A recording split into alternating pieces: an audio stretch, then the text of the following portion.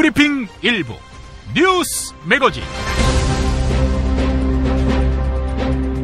2016년 7월 7일 목요일에 인사드립니다. 김용민의 뉴스 매거진 시작하겠습니다. 오늘 설문은 보수 언론과 새누리당에 의해 일이 지나치게 커져버린 이른바 표창원 잘생긴 경찰 발언 논란입니다. 잘생긴 경찰이 일선 학교에 투입되면서 여고생과의 부적절한 성관계 사건으로 이어졌다라는 것이 발언 취지인데요. 네, 비판할 소지가 있어 보입니다만 그것도 어느 정도지요. 이 논란이 급기야 평소에 당내 성추행, 성희롱 발언에 대해서는 찍소리도 안 하던 새누리당 여성 의원들까지 움직였습니다. 표창원을 국회 윤리위원회 심판을 받게 해야 한다. 이런 주장도 거침없이 내놓았습니다. 애청자 여러분의 생각은 어떠할지 물어봤는데요. 9%만 표창원 더불어민주당 의원의 발언이 부적절했다라고 답했고요. 23%는 부적절했지만 표창원 의원에 대한 현재 비판은 과도하다 이렇게 말했고요. 그리고 다수인 68%는 맥락을 살펴보면 표창원 의원의 주장은 무난하다 이런 답을 했습니다. 어젯밤 10시 10분까지 1763명이 참여했습니다. 김용민 브리핑 1주년 특집 뉴스 아카데미 리세팅 코리아 김보협, 이완배, 주진우 기자와 김종대 의원이 릴레이로 대한민국의 현주소와 미래를 전망하는 자리 7월 18일 월요일 오전 10시에 마련된다라고 말씀드렸죠. 서울 수유동 한신대학교 신학대학원 컨벤션홀에서 말입니다. 오늘 오전 중으로 접수가 최종 마감될 것 같습니다. 입금자 기준으로 해서 거의 100명이 다 찼습니다. 참여해 주신 애청자 여러분께 진심으로 감사드립니다. 반드시 알아야 할 뉴스로 이어가겠습니다.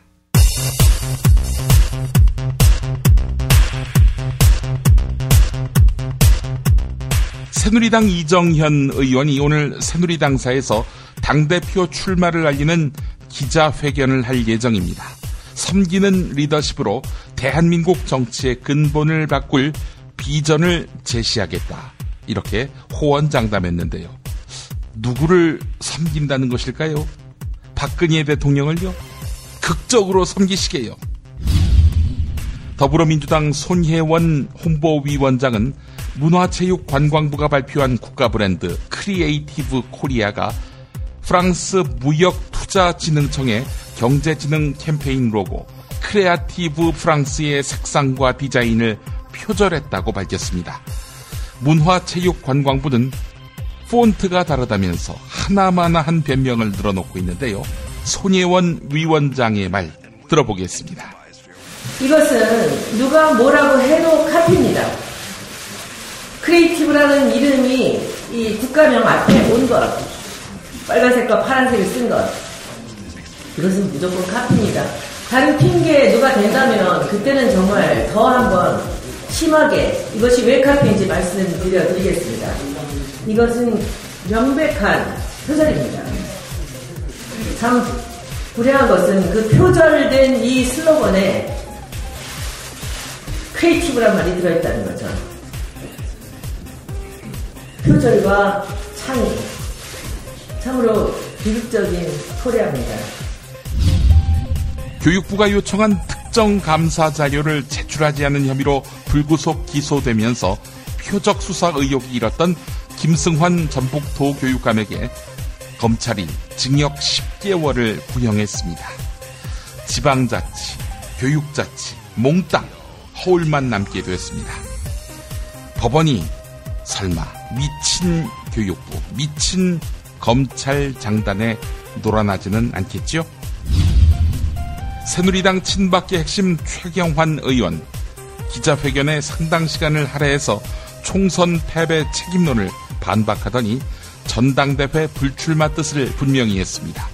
들어보시겠습니다. 그리고 나머지 이야기는 피박 퀴즈에서 나눠보겠습니다.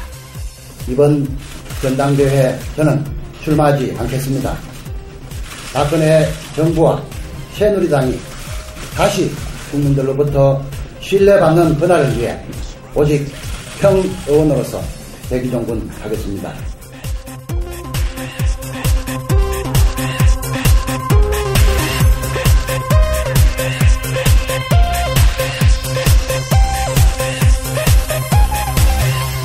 김용민의 뉴스 매거진 광고 듣고 오겠습니다.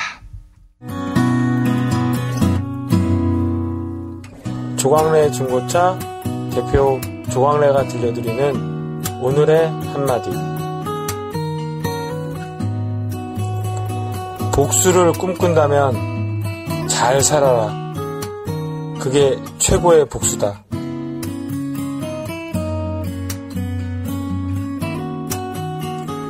조광래 중고차의 대표번호는 1800-9538. 고맙습니다.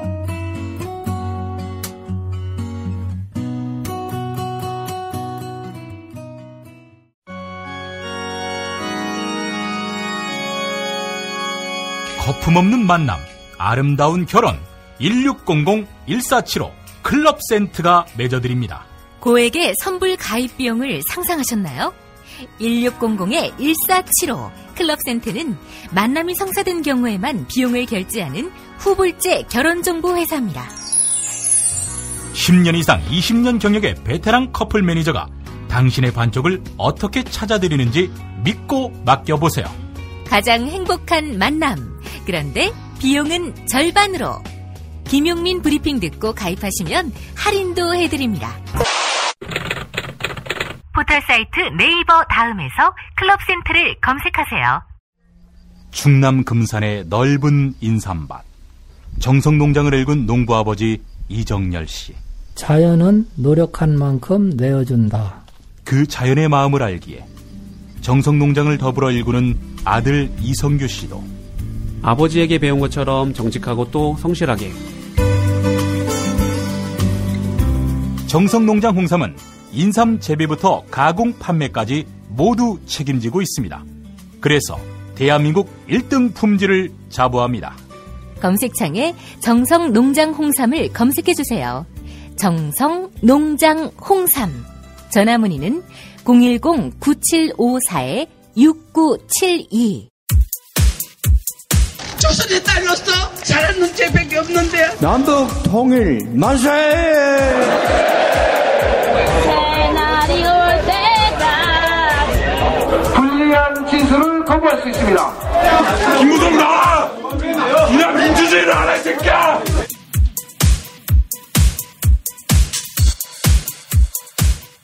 뉴스는 현장이다로 이어갑니다. 송영선 전 새누리당 의원 기억하시죠? 서울의 한 호텔에서 열리는 일본 자위대 창설 기념 행사에 우리 군 관계자들이 가주는 것이 예의다, 이렇게 말했습니다. 주한 일본 대사관이 오는 12일 서울 힐튼 호텔에서 자위대 창설 62주년 기념 행사를 열 예정인데, 이 행사에 우리 군 관계자가 참석할 예정이라는 사실이 전해지면서 논란이 커졌지요. 일본은 1954년 7월 1일 일본 자위대 창설을 기념하는 행사를 매년 서울 시내에서 열어왔지만 2014년 반대 여론에 부딪히자 2014년과 2015년에는 서울 성북구에 있는 일본 대사관저에서 기념 행사를 열어왔습니다. 마스터베이션 아미 행사에 가자는 송영선 전 의원의 말 들어보겠습니다. CBS 라디오 김현정의 뉴스쇼 인터뷰입니다.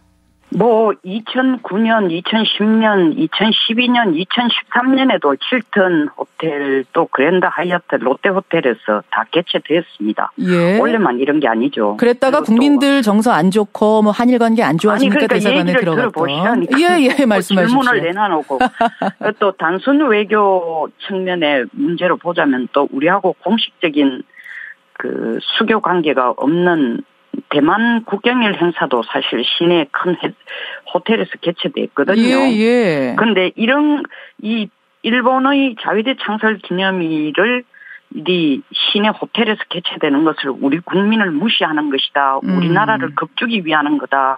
우리를 속국으로 생각한다는 거다라는 생각 자체가 저는 자라보고 놀란 가슴, 소뚜껑 보고 놀란다는 식으로 지나치게 예민하고 자의식적인 그런 반응이니까 좀 더 좀 의연하고 자신감 있게 대처를 했으면 좋겠습니다. 지나치게 예민하고 지레 겁먹어서 이러는 거 아니냐. 좀 그렇죠. 의연하게 대처하자. 네네. 알겠습니다. 네. 그런데 지금 뭐 청취자들 의견도 들어옵니다만 네. 물론 자유다. 일본의 자유다. 어디서 열든지 하지만 우리나라를 식민지 삼고 우리 국민 네. 수탈의 선봉에 섰던 게 일본 군인데 네. 아직 과거사가 깨끗하게 우리 감정이 깨끗하게 정리되지 않은 상황에서 이렇게 축하연을 서울 한복판에서 여는 건 도의적으로도 문제가 있는 거 아니냐. 이런 질문들 들어오네요.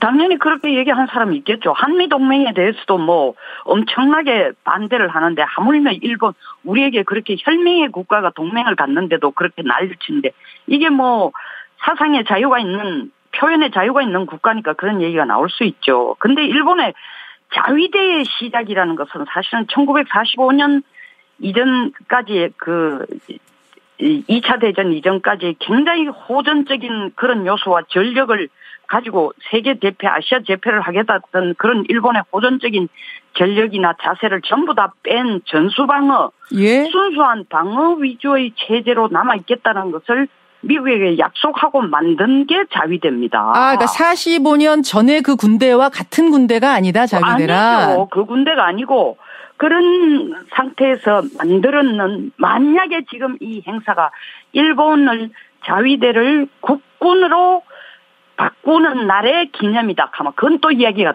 좀 달라질 수 있죠. 충분히. 그런데다가 최근 뭐 미약하지만 한일 간의 관계가 진전이 좀 되고 위안부 문제도 국민들 다수가 만족스러운 수준은 아니지만 조금의 진전이 있고 또 예. 한일 군사 정보 협력 등이 체결이 되고 또 미국이 주도하는 한미일 간의 안보 협력 강화 분위기가 있으니까 예.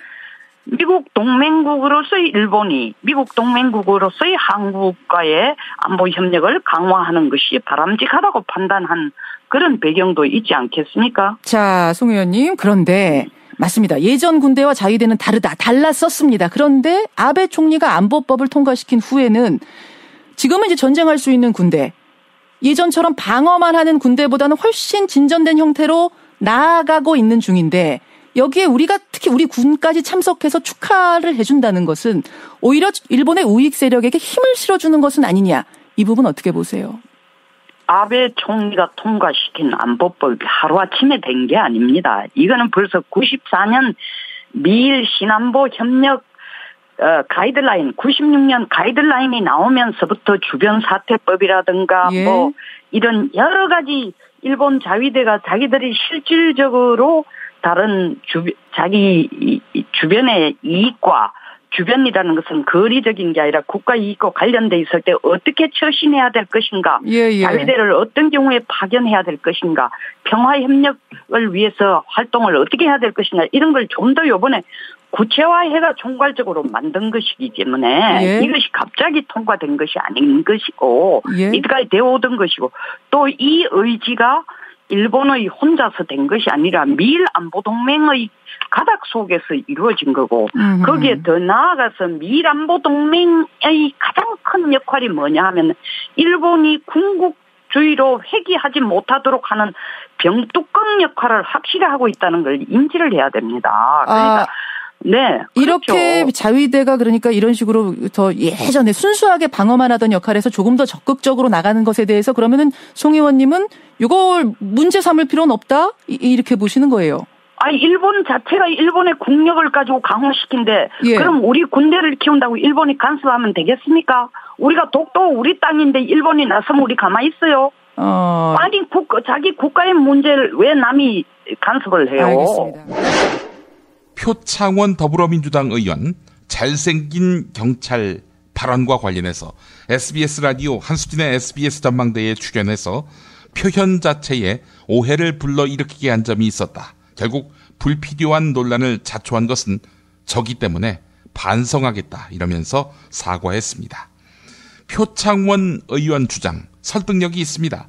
학교 전담 경찰관들이 자꾸 포스터를 붙이면서 외모를 나타내고 무엇이든 상담해 주겠다는 이벤트도 하는 등 자꾸 위험한 상황들이 연출되는 구조적, 제도적 문제가 있었다라고 해명을 한 것입니다. 그 부분 들어볼 텐데요. 이러고 끝내면은 큰 무리가 없었을 텐데 표창원 의원 몇 시간 뒤에 기레기 이런 표현을 써가면서 유감을 드러내 또 논란이 됐습니다. 라디오 인터뷰 내용 들어보시겠습니다. 어제 국회 대정부 질문에서 표 의원께서 이 문제 관련해서 말이죠. 네. 전담 경찰관 선발할 때 여학교에는 잘생긴 남자 경찰관, 남학교에는 예쁜 여자 경찰관을 배치하면서 예견됐던 사태다. 이런 주장을 하셔서 좀 논란이 되고 있습니다. 정확하게 네네. 어떤 뜻인가요?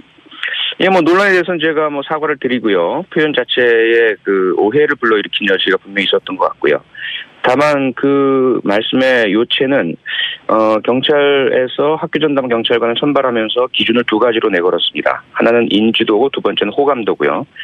그런 기준으로 선발을 하다 보니까 여학교나 남학교 우리 그 학생들에게 인지도와 호감도를 높일 수 있는 조건이 뭐냐? 결국은 이제 외모로 선발을 한 현상이 일선에서 벌어졌다는 거죠. 그리고 학교 전담 경찰관뿐만 아니라 경찰관 전체에 대한 평가 지표 중에 가장 높은 점수를 홍보 점수로 주고 있습니다. 예. 그래서 중요 범인 검거를 해도 5점밖에 못 받는데 홍보 기사 하나 나면 7점을 주고 있거든요. 예. 그러다 보니까 이 학교 전담 경찰관들이 자꾸 포스터도 붙이면서 외모를 나타내고 무엇이든 상담해주겠다. 이러한 이벤트도 하고요.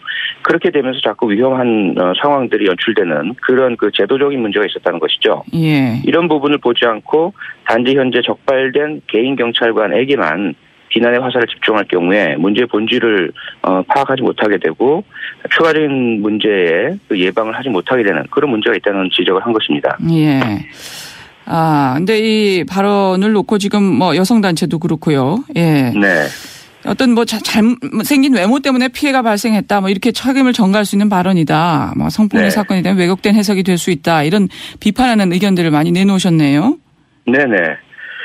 상당히 당황스럽고요. 그래서 어제 제가 대정부 질문에서 제기했던 상당히 중요한 문제들, 백남기 농민 사건에 대한 그저께 우리 법원에서의 위법한 물대포 사용이라는 그런 판시 내용, 그리고 부정부패의 고리, 법조 비리, 성폭력 문제의 증가와 정부의 무대책 이런 부분들은 전혀 이제 제기가 되지 않고 그 발언에 대한 그 해석의 논란만 있는 것이 무척 유감스럽고요. 하지만 결국 그런 그 불필요한 논란을 자초한 것은 저기 때문에요. 이 부분은 제가 반성을 하겠습니다. 네. 지금 남녀 2인 1조 배치, 전문성 강화, 윤리 광역 마련하겠다. 경찰에서 이런 대책을 내놨습니다. 이런 대책에 대해서는 어떻게 생각하세요? 미봉책이고 근본적인 해결책은 되지 않는다고 보고요.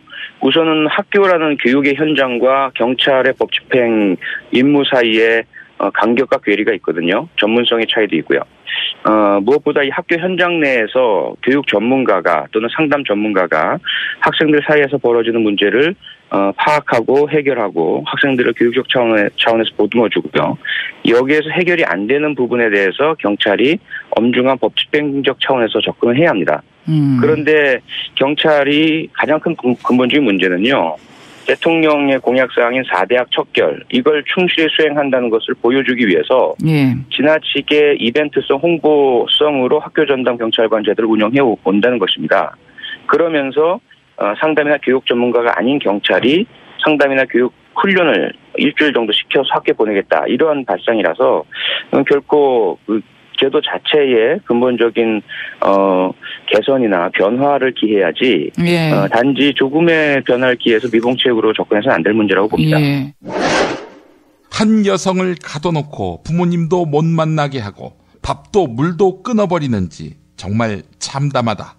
문재인 캠프 유력 인사들이 국정원 여직원을 감금하고 여성 인권을 철저히 짓밟았다. 이 나라 공당이 젊은 한 여성을 집단 테러한 것으로서 심각한 범죄 행위가 아닐 수 없다. 네, 18대 대통령 선거를 닷새 앞둔 2012년 12월 14일 박근혜 당시 새누리당 대통령 후보가 당사에서 열었던 긴급 기자회견에서 했던 말입니다. 비슷한 말을 3차 TV 토론회에 나가서도 했는데요.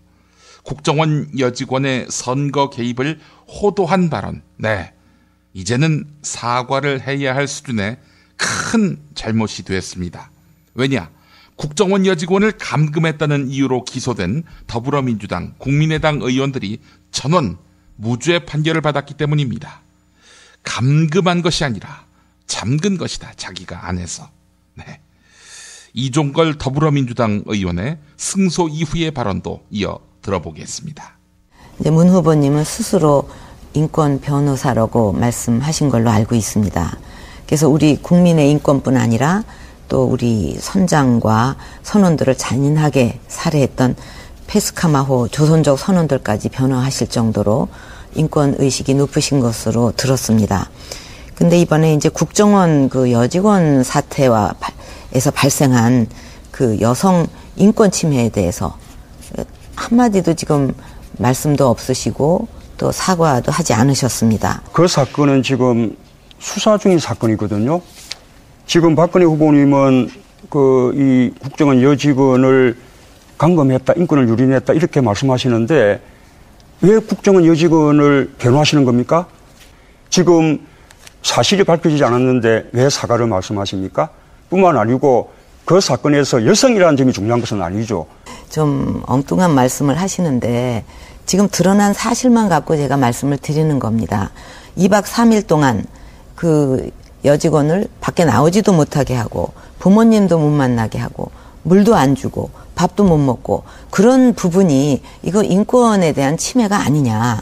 이런 기본적인 그 절차적인 민주주의가 완전히 실종이 됐는데 그거에 대해서 아무런 문제가 없다고 생각을 하시는 건지. 국정원 직원이 떳떳하다면 왜 그 경찰관이 문을 달라고 하는데 문을 열어주지 않고 안에서 농성을 합니까?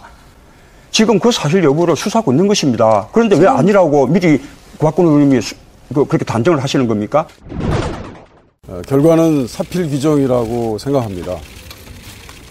아직까지 박근혜 대통령의 당선에 관해서 의문을 품는 국민들이 많습니다. 그런 일련의 과정 속에 박근혜 대통령의 당선이 법적으로 윤리적으로 잘못됐다라고 하는 국민들에게 윤리적인 공격을 가한 그 일련의 과정 속에 이 재판이 이 수사가 시작됐다고 생각합니다. 정치검찰은 그런 논리에 충실히 동의하고 이행한 권력의 추종자라고 생각합니다. 이 정치검찰의 이런 음모와 잘못된 국가 권력의 행사에 대해서 저희들은 21번의 재판 동안 수사받는 동안 참담하게 느꼈습니다. 김시곤 전 KBS 보도국장은 세월호 참사가 있었던 2014년 11월 정직 4개월의 징계를 받았습니다. 길환영 당시 KBS 사장이 세월호 보도에 부당하게 개입했다고 폭로했다는 이유였습니다.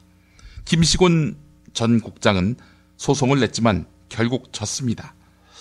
어제 항소심 재판이 있었는데요.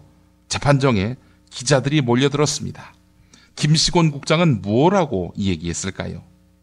한편 더불어민주당 미래창조과학방송통신위원회 위원과 공정언론특위 민주주의 회복 TF는 이정현 전 홍보수석 녹취록과 함께 백종문 MBC 미래전략본부장의 부당해고 관련한 녹취록, 길환영 전 KBS 사장의 보도 개입 의혹 등 이 같은 공영방송의 공기문란 행위를 청문회에서 규명하겠다고 밝혔습니다. 박홍근 의원 발언도 이어 들어보시겠습니다. KBS 역할은 그 권력에 대한 견제와 감시, 이게 매우 중요한데 과연 그들이 KBS 역할을 그렇게 생각하고 있는지, 이런 것이 핵심 포인트죠. 청와대에서요, 그 홍보수석이 본연의 임무라고 반응을 하지 않았습니까? 어떻게 생각하세요? 그건 뭐 한마디로 넌센스라고 생각하고요. 또 앞서 말씀드렸다시피 KBS는 이제 국민을 위한 방송이어야 되는데 과연 그런지 그걸 자문해 볼 필요가 있겠고요. 그 청와대 보도 개입은 언제부터 그렇게 시작된 겁니까? 박근혜 정부 인수위 시절부터. 이명박 정부보다 박근혜 정부 들어와서 더 심해졌다는 뜻이세요? 지금 말씀하시는 게? 이명박 정부 때는 제가 보도국장 안 했습니다. 아니, 그전에도 뭐 부장도 하셨고 그랬으니까요. 그 부장선에서는 잘 알 수가 없죠, 솔직히. 이처럼 우리 공영방송의 부끄러운 민낯을 그대로 보여주는 일들이 계속되고 있지만 국회는 진실규명과 사태 해결을 위한 그 어떠한 노력도 못하고 있다. 이에 미방위 소속 야당 의원들은 오늘 오전에 전체 회의를 열어서 이정현 녹취록 등 언론 폭언의 의혹에 대한 소관 상임위에 현안 질의를 진행할 것을 새누리당에 제안했지만 이런 지하에 거절당했다. 우리가 현안 질의나 청문회를 요구했던 것은 공영방송을 바로 세우고 정권으로부터 방송을 보호하여 국민의 알 권리를 충족하며 민주주의 기본 원칙을 지키려는 국회 본연의 임무이기도 하다. 더구나 방송의 공정성 실현은 박근혜 대통령이 지난 대선에서 국민들에게 목 놓아 있었던 공약이기도 했다. 그럼에도 불구하고 새누리당과 정부 인사들이 이를 외면하고 홍보수석으로서의 통상적인 업무 협조 등을 운운하는 것은 국민을 오lum하며 비겁하게 손바닥으로 하늘을 가리려는 것이다. 이에 우리는 새누리당이 현안 질의이건 청문회이건 당당히 미방위원회 회의 개최에 응해서 공영방송을 바로 세우는 일에 수당적으로 협력할 것을 강력히 촉구한다. 우리의 이와 같은 요구를 거절한다면 새누리당은 역사와 민주주의 앞에서 결코 책임을 면치 못할 것이다. 똥은 싸고 다니냐?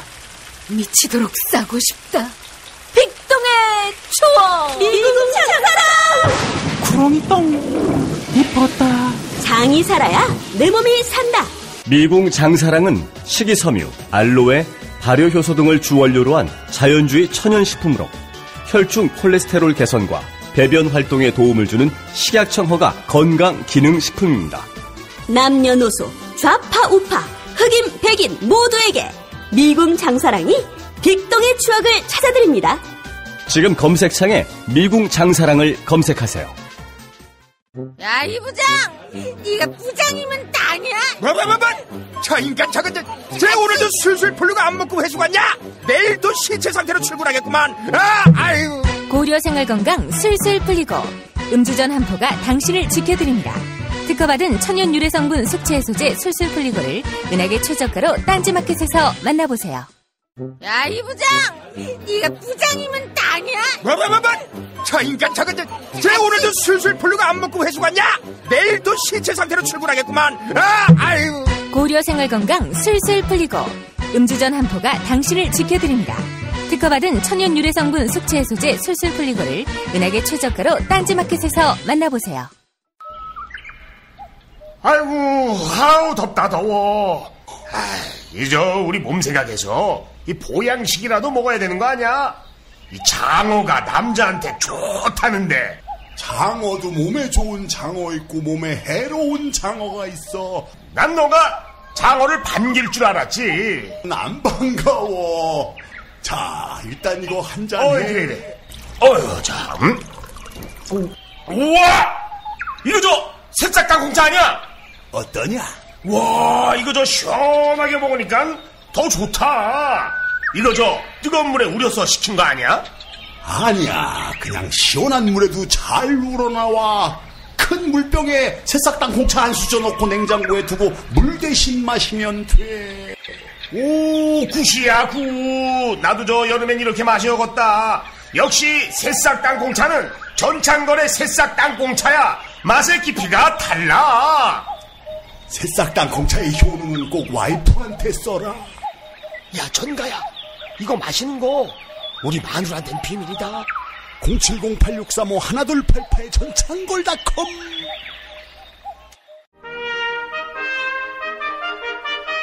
피 튀기며 박학다식을 뽐내는 퀴즈, 피박 퀴즈. 네, 오늘도 무와 환 나오셨습니다. 크리에이티브 코리아 날마다 절감합니다. 신공항을 달라고 하니까 핵발전소를 주거나 사드를 주는, 그렇게 해서 뭘 달라고 하면 바로 보복으로 보답하는 그래서 보복당할까봐 염려돼서 닥치게 되는 크리에이티브 코리아의 피해자 인사드립니다. 예, 크리에이티브 코리아 맞습니다. 공천권을 행사하지 않았는데 총선 패배 책임자라고 하고 선거운동 열심히 돕느라고 목이 다 쉬었는데 총선 패배 책임지라고 하고 하여간 책임론 만들어내는 데는 도사인 나라 크리에이티브 코리아의 피해자 환 인사드립니다. 야 환아, 선거 패배 책임이 없다고 했냐 지금? 억울해. 내가 뭘 했다고? 야, 친박이 공천 줬잖니?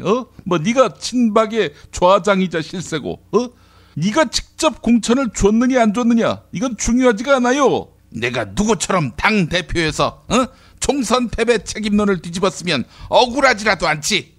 야, 그 당 대표는 아무 권한이 없었다고 해야 하지 않을까? 도장 들고 나르샤 말고는 지금 새누리당 20대 당선자 보라고. 절대 다수가 친박 아니냐? 나한테 권한이 있었으면 저 화상들 출마하게 내버려 뒀겠어? 닥치라고. 선거는 무한 책임이야. 당대표가 그걸 망각해서야 되겠어. 이 새끼 사돈난 말하네. 야, 나는 책임진다고 했고 그래서 선거 끝나자마자 당대표 그만둔 거야. 근데 네가 억울하다고 하면 동네 똥개들이 웃지 이 새끼야. 그리고 공천 이것만으로 진 거라고 생각하는 모양인데 그건 아니지 이 새끼야. 선거 때 진박 간별사 노릇하면서 지랄 발광하다가 국민들 분노 자아내게 한 거.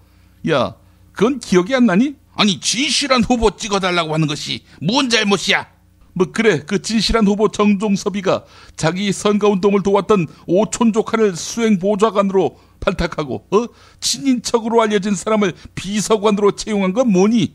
야, 딴 사람들 다 자진해서 공개하고 사과할 때 꼭꼭 숨겼다가 언론 보도로 드러난 거 아니야 이 새끼야. 야 환아, 너 총선 때 정종섭이 캠프 가서 정종섭이가 붓글씨 잘 쓰는 사람이라서 진실하다 이런 말 했지 이 새끼야.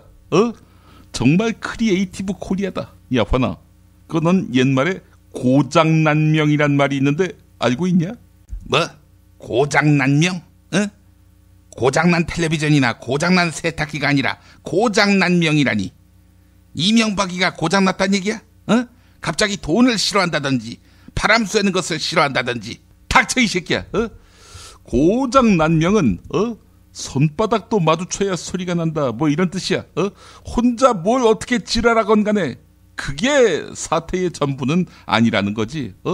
공천 잘못 준 거에 더해서 너 같은 정권 실세가 헛소리 찍찍해 대는 거, 그런 게 다 합쳐지고 작용해서 파문이 일어나는 거라고. 너 이 새끼 선거 때 용인 가서 경제부총리를 했으니까 내가 발탁했던 고위 공무원들한테 압박을 가해서 큰 예산을 용인에 쏟아붓도록 하겠다, 전관예우 받아오겠다, 이런 개소리를 해서 더 큰 비난을 샀지 이 새끼야. 아니, 선거운동 하러 가서 사서삼경이나 읽어주고 와야 하나? 덕담이나 하고 오라는 얘기야? 지역 주민들 마음을 움직여야 할 거 아니야? 새누리당 찍도록. 새끼야, 그 목적이 수단을 정당화해?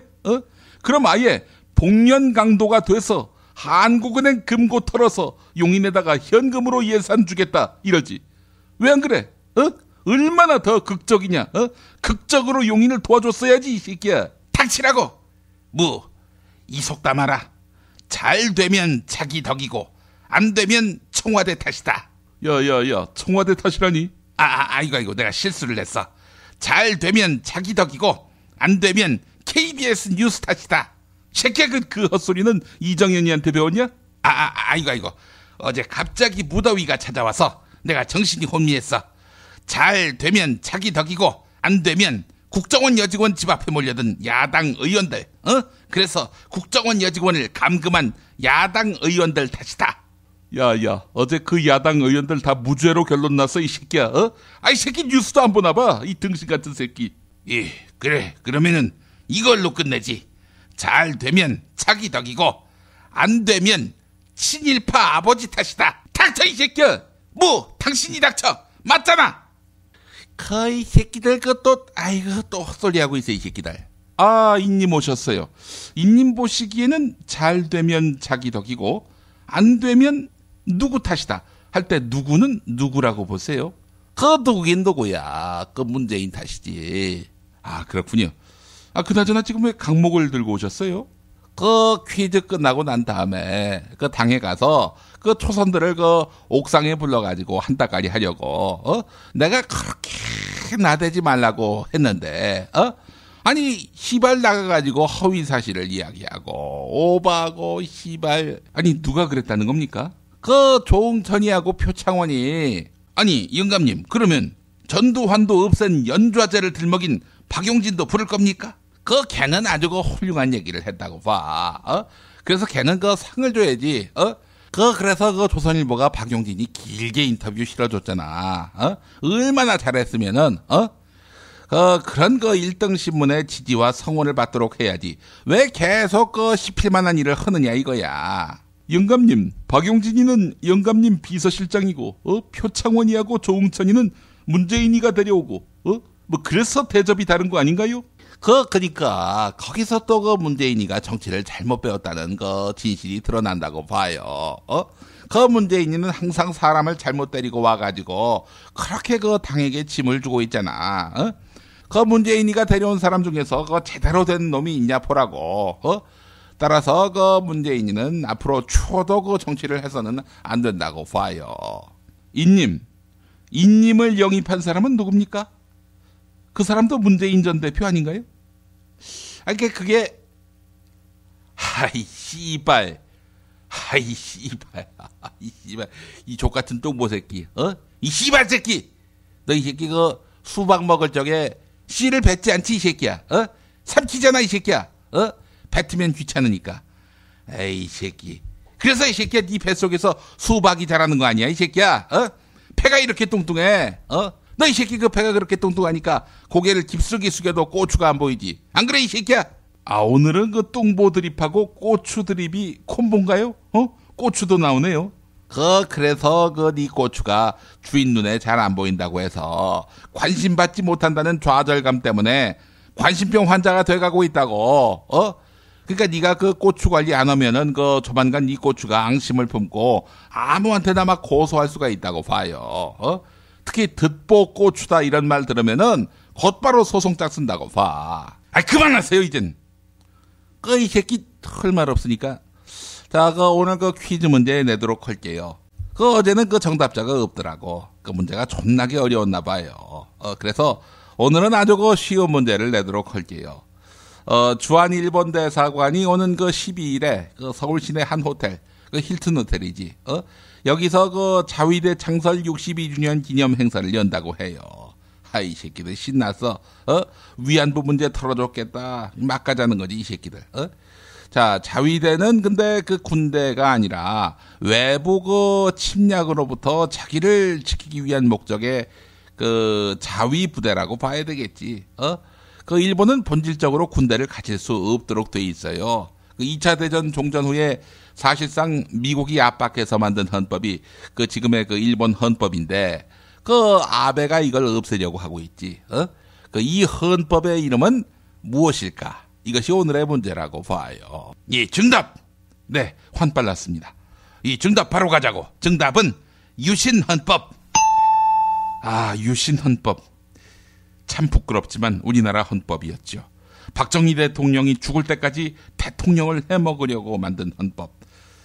박 대통령이 죽으면서 사실상 끝난 헌법이기도 합니다만 닥치라고. 북괴의 안보 위협에 대응하면서 국민 총화를 이루기 위해 만든 헌법이잖아.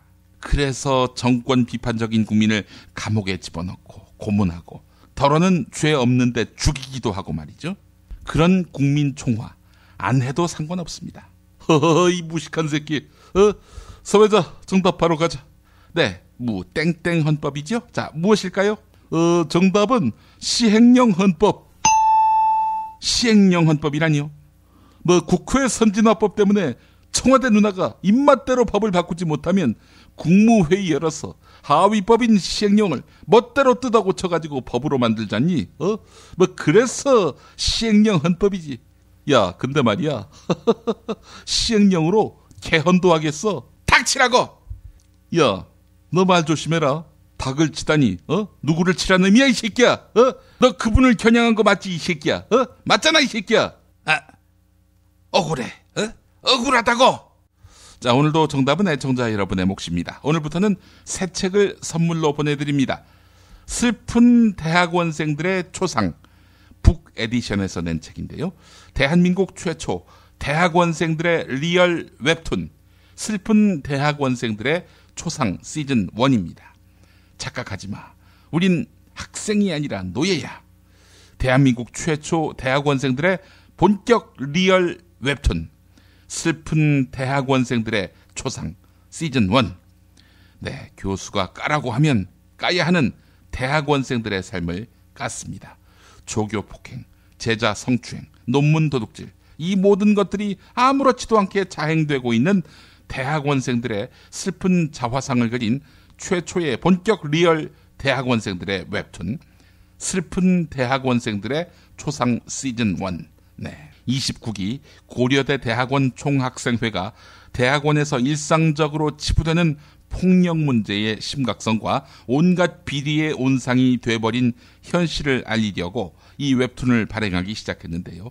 많은 사람들이 이 웹툰을 통해서 비로소 대학원의 실상에 관심을 갖게 됐다고 합니다. 사상 최초의 만화책 경품, 네, 청와대 현대원 수석에게 선물로 보내드리고 싶은 책, 슬픈 대학원생들의 초상 시즌 1. 슬픈 대학원생들의 초상 시즌 1. 네, 여러분의 많은 관심 바라겠습니다. 피바 퀴즈 마칩니다.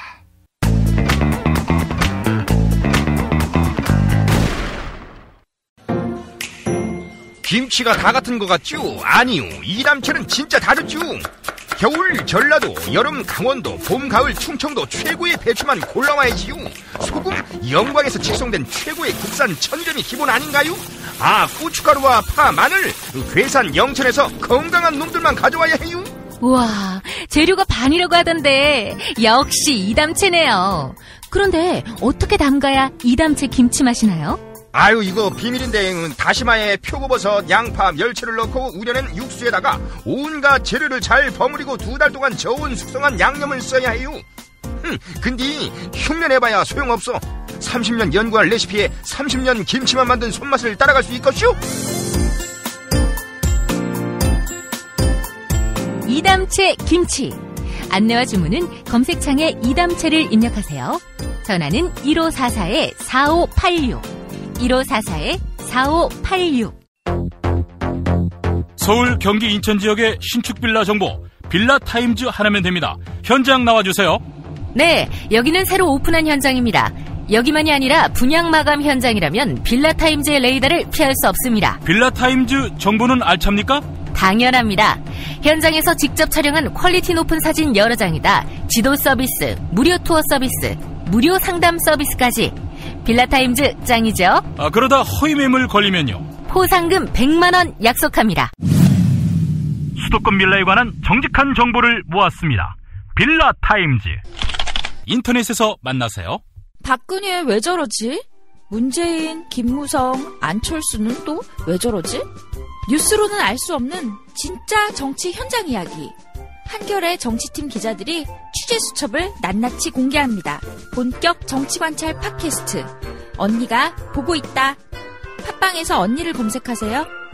정치 한 건에서 시간입니다. 오늘도 한겨레 정치팀 정치바의 김태규 기자 만나보겠습니다. 김태규 기자님. 예, 안녕하세요. 예. 자, 정치 이슈 하나하나 한번 짚어보죠. 어떤 뉴스부터 살펴볼까요? 예, 최경환 의원이 새누리당 전당대회에 당대표 불출마 선언을 해서 예. 지금 당대표 구도가 조금 더 복잡해지고 있는 상황인데요. 아하. 이 소식부터 좀 전해드리겠습니다. 예. 어제 오전에 최경환 의원이 국회에서 기자회견을 열었어요. 그래서 이제 이런 얘기를 했습니다. 할 말이 많지만 제 가슴 속에 깊이 묻어두고 가겠습니다. 다시 한번 저에게 돌을 던져주십시오. 달게 받겠습니다. 제가 죽어야 당이 살고 제가 죽어야 박근혜 정부가 성공하고 제가 죽어야 정권 재창출이 이루어진다면 골백 번이라도 고쳐 죽겠습니다. 당의 화합과 박근혜 정부의 성공, 정권 재창출을 위한 재단에 다시 한번 저를 바치려고 합니다. 딱 여기까지 들으면 정계 은퇴 분위기 아닙니까? 또 하나 자신이 정말 대단한 사람이라고 인식하고 있는 것 같다. 그런 느낌도 들고요. 예. 그래서 저는 여기까지 듣고 정계 은퇴를 하려나 했는데 이번 전당대회 당대표 경선에 출마하지 않겠다 이렇게 얘기를 했고요. 예. 일단 그동안 이제 계속 이제 뭐 설왕설래가 있었죠. 출마를 한 해 만에 그런 얘기가 있었는데 이제는 불출마로 정리가 됐는데 예.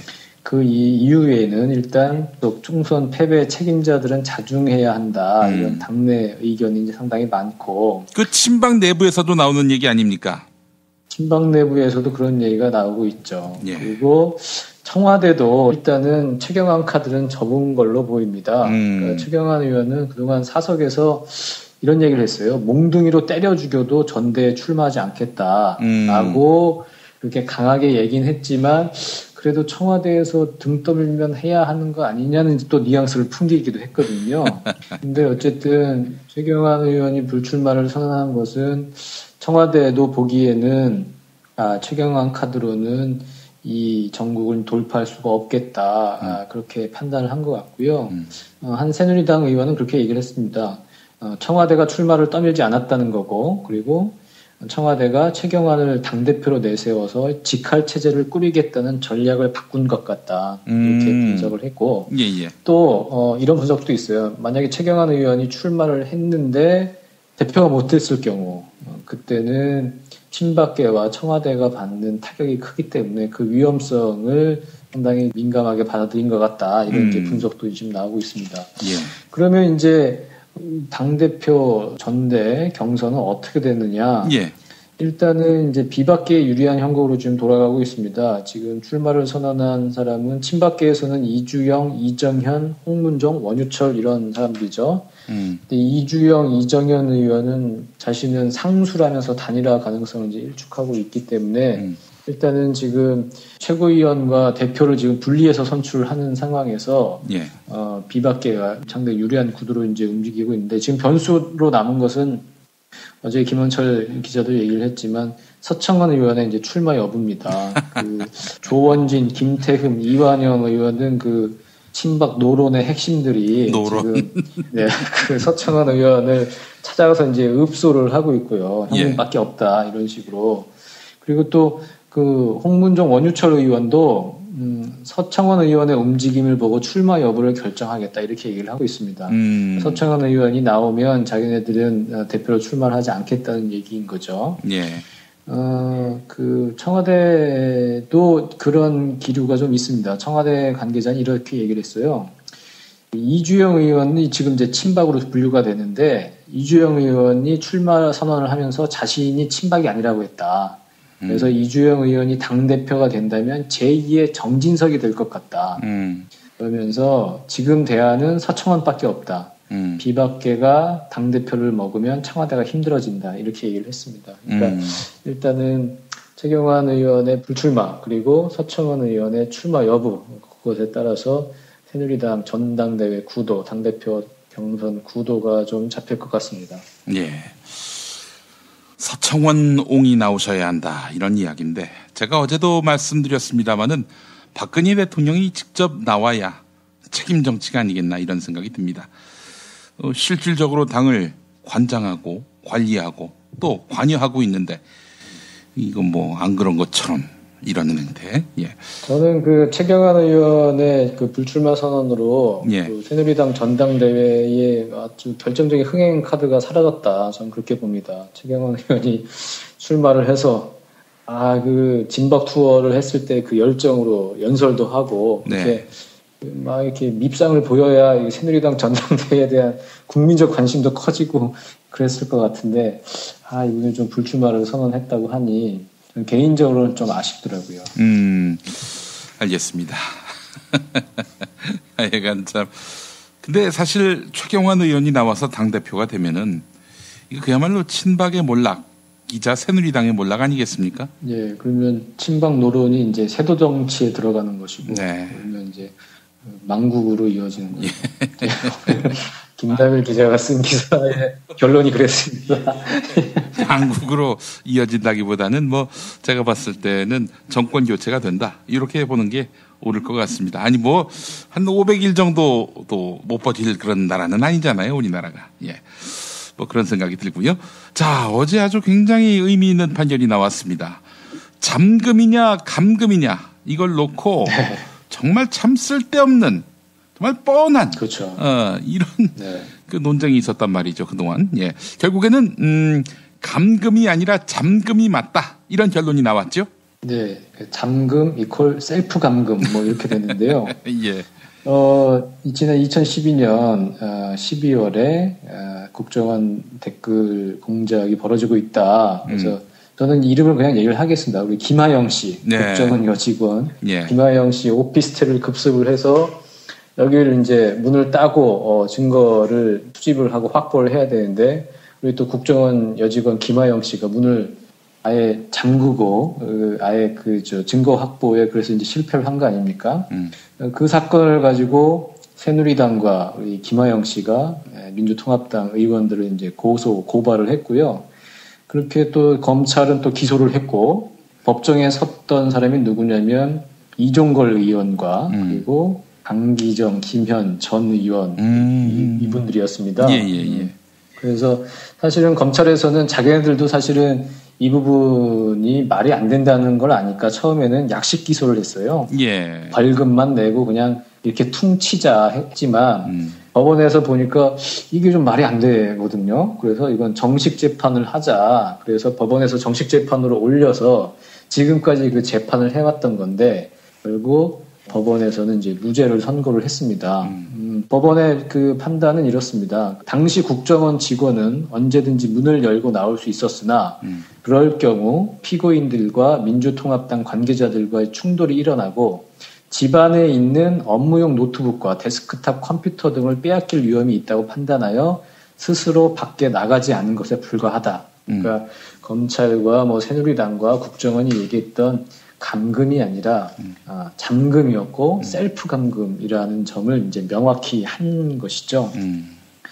그래가지고 결국 이제 무죄 판결이 나왔습니다.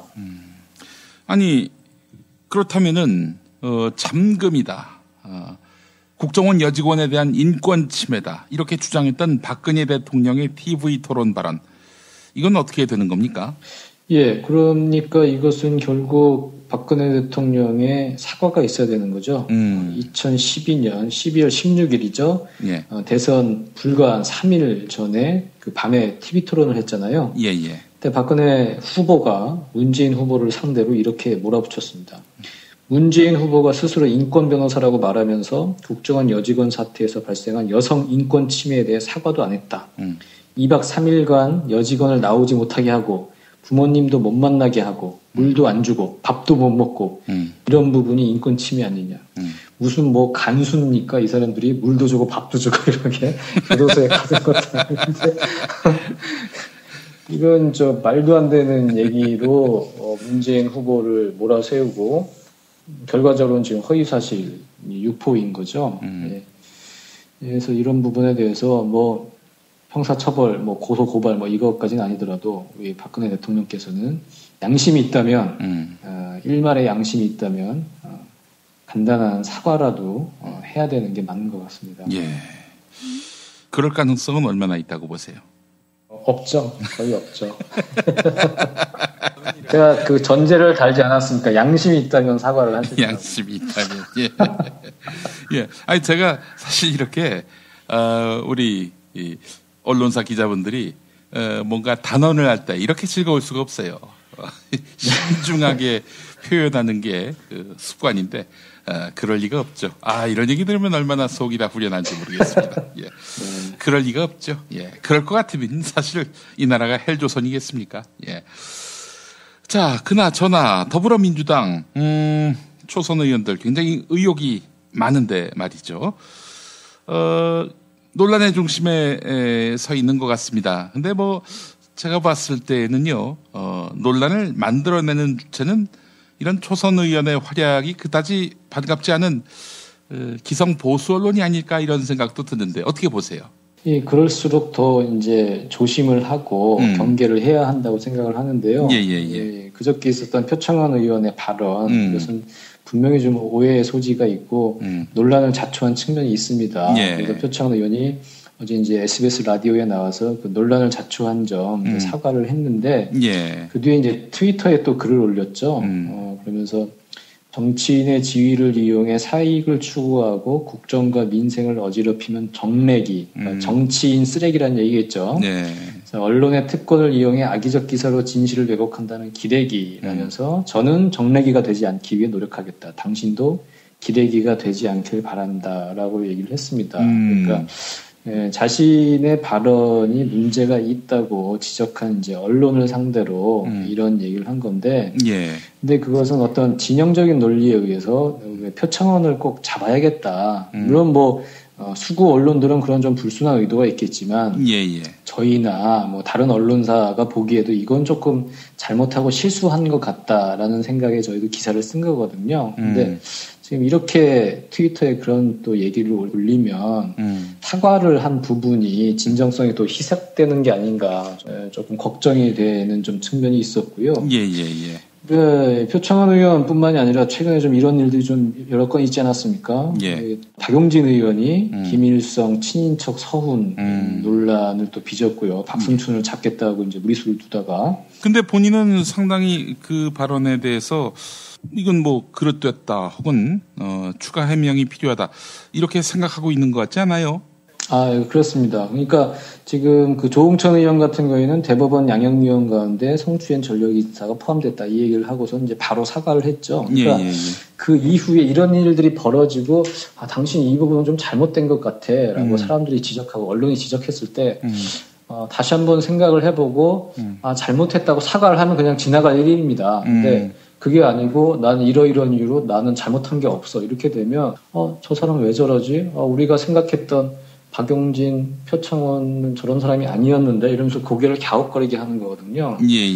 그런 측면에서 이제 조홍천 의원은 이제 조금 결이 다른 것 같고요. 일단 잘못했다고 사과를 하고 이제 그러면 더 이상 얘기가 안 되는 겁니다. 근데 자꾸 그게 아니고 당신들이 오해하고 있고 이건 잘못된 거고 계속 이러면 자꾸 논란이 되고 논쟁이 되는 거니까 일단 그 부분에 대한 좀 냉철한 현실 인식과 상황 판단이 좀 필요할 것 같고요. 제가 봤을 때에는 뭐 표창원 의원의 경우는 논란의 여지가 남아있는 반면에 그 박용진 의원 같은 경우에는 이건 뭐 명백하게 그 연좌죄인데 그거 아니라고 이렇게 얘기하는 거 이건 좀 억지 같고요. 조홍천 의원 같은 경우는 저는 이 MBC에서 성추행한 간부가 분명히 있었습니다. 없었는데 있었다고 하는 거라면 더 크게 사과를 해야 되겠지만은 다만 사람을 잘못 본 거지요. A가 아니라 B인데 B를 A라고 한 건데 그 점도 분명히 사과를 해야 될 테고요. 다만 이를 보도하는 언론들, 이게 뭐 나라를 팔아먹은 죄인 양 이렇게 막 띄우고 이렇게 막 비방하고 이런 거 보면서 이런 생각도 들어요.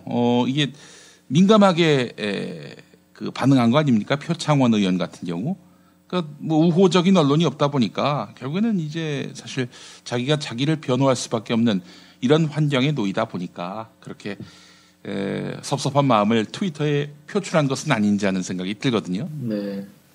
그러니까 그만큼 이제 관심의 대상이 돼 있다는 거고요. 뭐 표창원 의원이나 조홍천 의원이나 그 당선되기 이전부터 많은 사람들이 지금 관심을 보인 거잖아요. 지금 매우 지금 셀러브리티가 지금 되어 있는 상황이어서 그런 좀 관심의 표현이라고 좀 생각을 좀 하시고 이렇게 좀 소나기가 오면 뭐 맞아야 된다고 생각을 하시고요. 이 부분에 대해서 조금 냉철하게 상황 판단을 하고 이 사태를 조금 빨리 마무리 수습하고 지나가는 좀 지혜가 좀 필요할 것 같습니다. 더불어민주당 내부에서도 이 부분에 대해서 좀 생각들을 하고 있고 우상호 원내대표가 이런 얘기를 했습니다. 이걸 개인의 문제로 보지 않고 이번 주 안에 초선 의원들을 초청해서 의정활동 교육을 하면서 얘기를 나누고 좀 고충을 들어보려고 한다. 그러면서 이런 얘기도 덧붙였는데 다만 야당 의원들은 야성이 죽으면 안 되기 때문에 의원들에게 그렇게 뭐 조용히 하라고 하지는 않겠다. 이렇게 얘기를 했습니다. 본인이 그런 얘기를 하나요? 야성 얘기를 했죠. 네. 우상호 원내대표가. 예. 아니, 사실, 김태규 기자님, 제가 네. 총선 출마도 했고, 엄청나게 또 비난을 받기도 했고, 언론에. 네네네.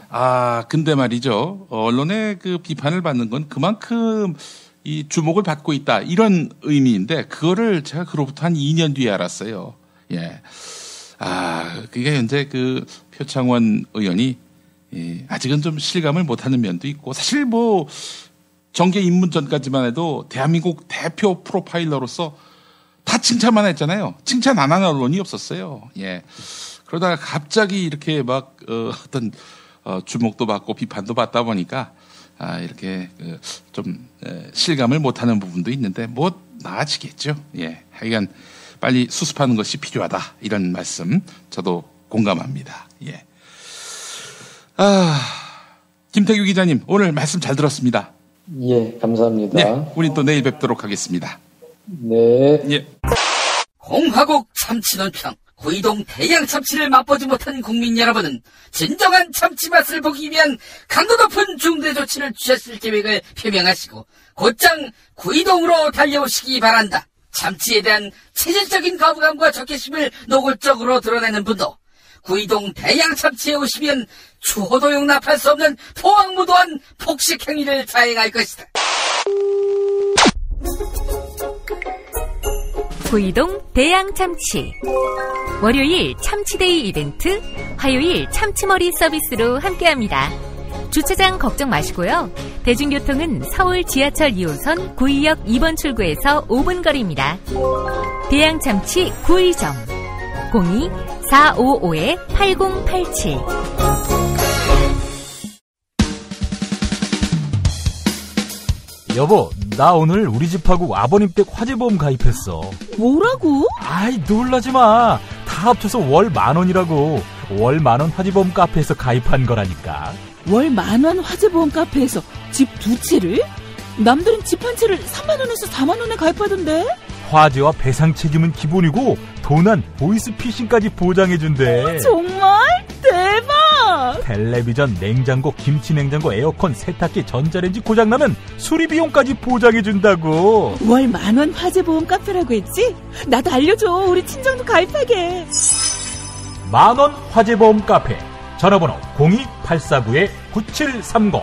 한 집이 가입해도 또 두 집이 가입해도 월 10,000원인 화재보험 카페 02-849-9730으로 전화하시면 10년차 베테랑 손해보험 전문 설계사가 연중 무휴 상담해드립니다. 메모 못하셨나요? 전화번호 02-849-9730. 식당, 다중이용업소, 공장, 교회, 사찰 등 모든 업종의 화재보험과 배상 책임보험도 상담해드립니다.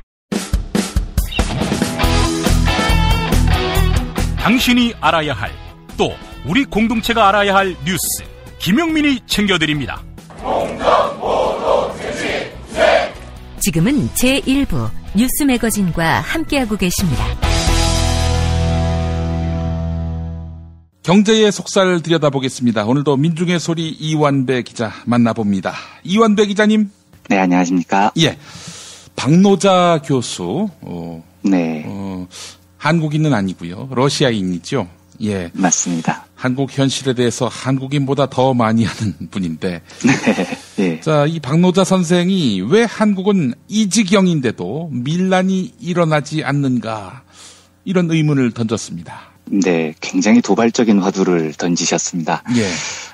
어제죠, 6일에 그 박노자 선생께서 잠깐 한국에 오신 모양이에요. 예. 그래서 이제 프레시안하고 인터뷰를 하셨더라고요. 그 박노자 선생께서 최근에 새 책을 내셨는데 이게 뭐 주식회사 대한민국이라는 책입니다. 그런데 예. 저도 아직 못 읽어봤고요. 근데 저는 인터뷰 내용이 아주 재밌었습니다. 그래서 모처럼 그 박노자 선생의 고견을 들을 수 있어서 저는 그 인터뷰가 참 재밌었는데요. 예. 그걸 이제 소개를 드릴 텐데, 박노자 선생님 잘 모르시는 분들이 있으실 것 같아서 잠깐 소개를 드리면, 말씀 주셨듯이 러시아에서 태어나셨습니다. 그리고 2001년에 귀화를 하셨습니다. 그래서 한국 국적을 갖고 계시고요. 예. 아마 당적을 옮기신 게 아니라면 저는 지금도 노동당 당적을 갖고 계신 걸로 압니다. 그리고 2012년 총선 때는 노동당 전신이죠. 진보신당의 비례대표 6번으로 출마를 하신 경력도 있으세요. 그러니까 이제 쉽게 말씀드리면 한국 진보 진영에서 제일 왼쪽에 있었던 당적을 한 번도 포기를 한 적이 없는 분입니다. 그래서 아주 오소독스한 정통 좌파 이렇게 보시면 됩니다. 근데 이분 사상이 이제 워낙 정통 좌파에 가깝기 때문에 사실은 제 개인적으로는 그 의견이 일치하는 부분보다는 일치하지 않는 부분이 더 많습니다. 제 개인적으로는요. 예. 예를 들면 이제 이분은 더민주 정도는 뭐 진보로 쳐주지도 않죠. 아예. 그냥 더민주는 그냥 자유주의 우파 정당이다 이렇게 보시고요. 예. 정의당도 진보 정당으로 분류를 잘 안 하세요. 그러니까 정의당은 어느 정도냐면 삼인주의 우파. 예. 삼인주의 안에서도 좌우파가 있는데 그 안에서도 좌파도 아니고 우파다. 예. 그래서 정의당이 집권한다고 하더라도 비정규직 문제를 완전히 해결하진 못할 것이다. 왜냐하면 기업의 엄청난 저항을 강력하게 분쇄해야 되는데 정의당은 그 정도로 급진적이지 않다. 뭐 이렇게 평가를 하시는 분이십니다. 저는 사실 그 박노자 선생의 이런 견해에 동의하지 않습니다. 예를 들어서 저는 진보정당을 늘 지지했던 유권자지만 그렇다고 해서 더민주의 집권이 전혀 의미 없는 일이라고 생각하지 않거든요. 예. 근데 이제 박노자 선생께서는 어떻게 비교를 하시냐면요. 대한민국의 대통령을 이렇게 비교를 하세요. 사실상 재벌들의 바지 사장이다. 경제 정책은 삼성경제연구소가 세우죠. 이런 형태에서 대통령이 누가 되느냐는 사실 다 부차적인 얘기일 뿐이죠. 100년 후 역사학자는 지금의 한국을 신식민지 신자유주의 대한민국의 말기로 보지 않을까 합니다. 그들이 지금 시대 역사를 쓸 때 대통령이 독재자의 딸이었는지 인권 변호사 출신인지 중요한 의미를 두지 않을 거예요. 지금 우리가 일제강점기 시절 조선 총독이 누구였는지 관심을 두지 않는 것과 같죠.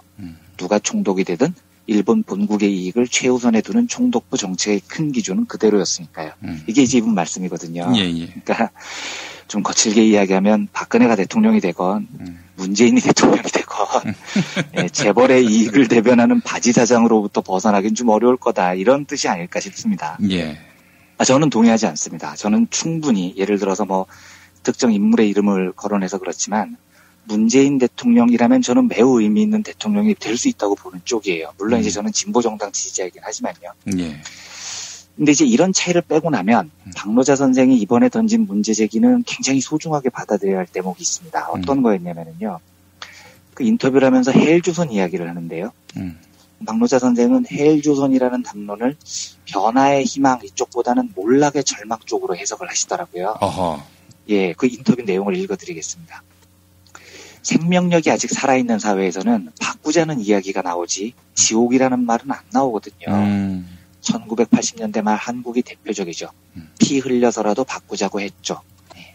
그러니까 이 말이 뭐냐면 지금 한국은 그냥 절망 속에 있다는 겁니다. 그러니까 1987년 이야기를 하시는데 제가 이제 이달 말이 되면 87년 당시 노동항쟁 상황을 몇 번 따로 소개를 해드릴 계획인데요.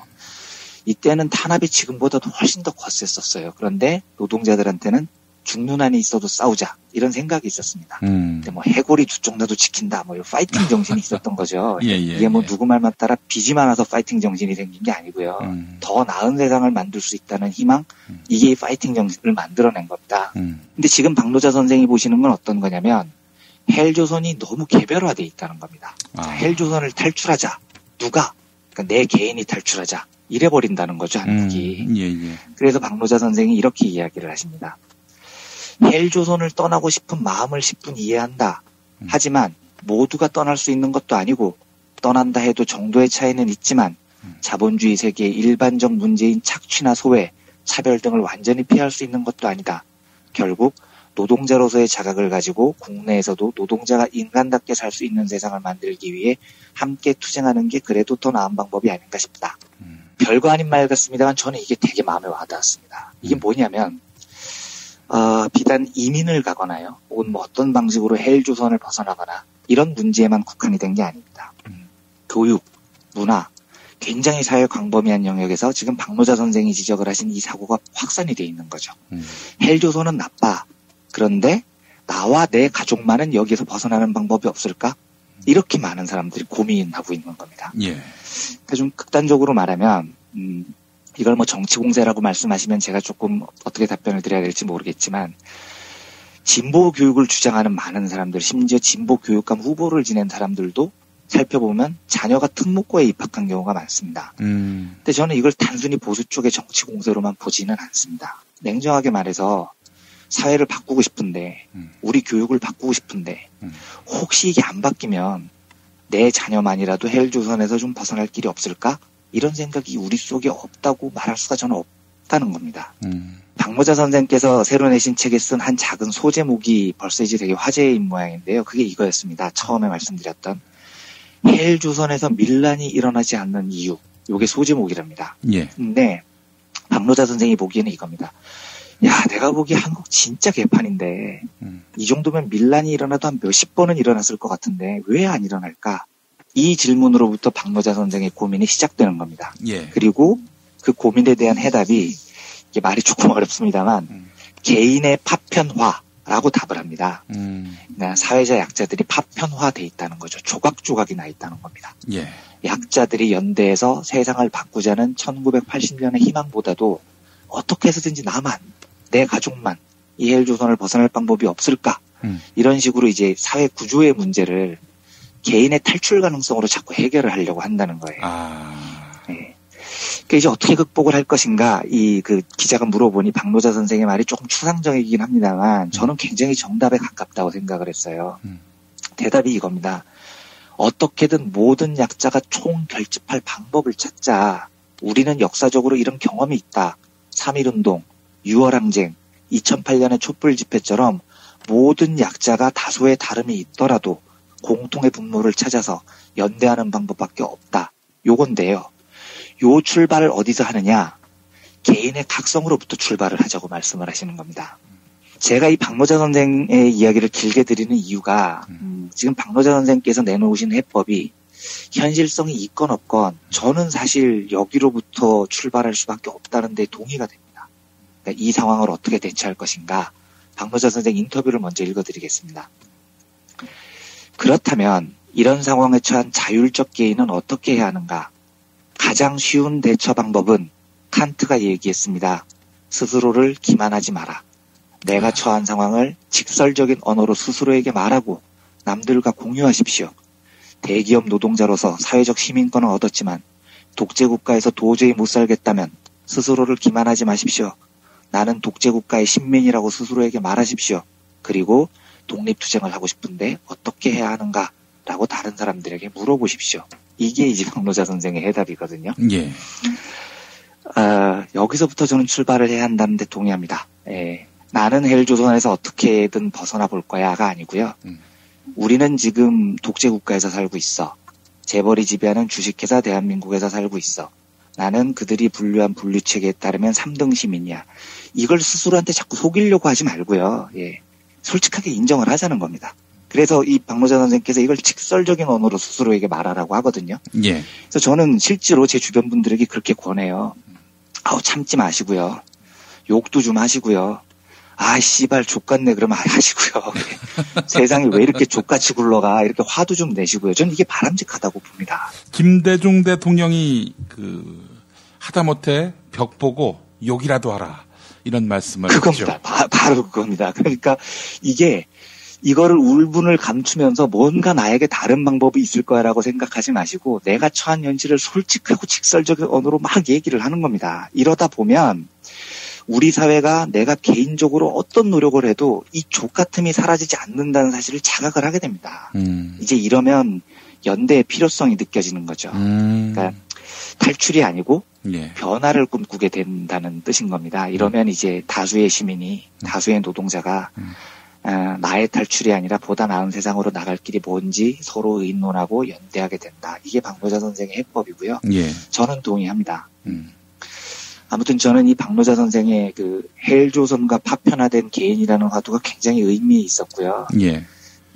관심 있으신 분들은 물론 좀 이 심장이 떨리는 경험은 하시게 될 겁니다. 왜냐하면 이분이 그 정의당을 우파 3인주의라고 부르는 정통 좌파분이셔서요.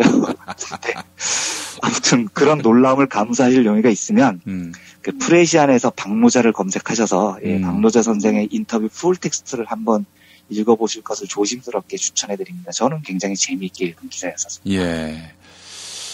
만약에 박노자 선생처럼 우리 안에 분단에 대한 상처 이런 것이 없다면은 정의당이 좌파라고 보이기 힘든 그런 정치 지형에 우리가 서 있지 않겠나 그런 생각이 듭니다. 그러니까 한마디로 극좌도 우리 한국 사회에 하나의 어떤 그런 정치 주체로서 설 수 있지 않겠는가 이런 생각이 드는데 아예 없죠 극좌라는 거는요. 그렇죠. 예.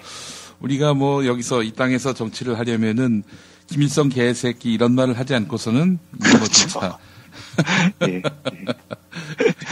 뭐 바로 그냥 종북으로 몰리는 이런 참 기가 막힌 사악한 환경이라고 전 얘기하는데 그렇죠. 너무 이념의 스펙트럼이 좁아져 버렸습니다. 예. 북한이라는 문제와 한국의 그 극우 반공 이데올로기 때문에요. 그런 면이 참 상당히 심각한 문제입니다. 사실은. 예. 네. 그래서 박모자 선생이 부럽습니다.